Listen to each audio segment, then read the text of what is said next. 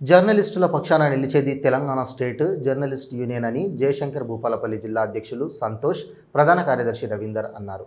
ఈ మేరకు జిల్లా కేంద్రంలోని కాకతీయ ప్రెస్ క్లబ్లో ఏర్పాటు చేసిన మీడియా సమావేశంలో మాట్లాడారు. జిల్లాలో జర్నలిస్టుల పక్షాన టీఎస్జేయు పోరాడుతుందని స్పష్టం చేశారు. ఇప్పటికే వర్కింగ్ జర్నలిస్టుల పిల్లలకు ప్రైవేటు, కార్పొరేట్ పాఠశాలల్లో 50% ఫీజు రాయితీ కల్పించిన ఘనత తమదే అని అన్నారు.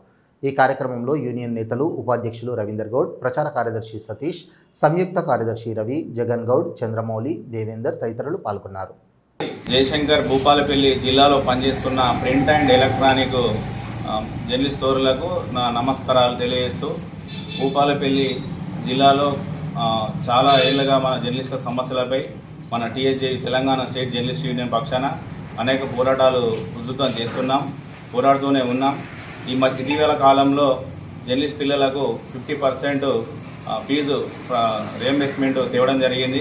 అలాగే జర్నలిస్ట్ సోదరులు అనేక గ్రామాలు తిరుగుతుంటారు. ఈ క్రమంలో సభ్యత్వం తీసుకుని వారికి 5 లక్షల ప్రమాద బీమా చేయడం జరిగింది. అలాగే జర్నలిస్టుల ఇళ్ల స్థలాల కోసం నిరంతరం మనం మా యూనియన్ తరఫున పోరాడుతూనే ఉన్నాం.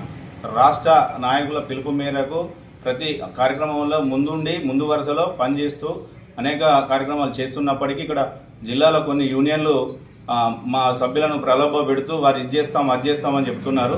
మేము చేసింది చెప్పుకుంటాం, చేయంది చెప్పుకోము.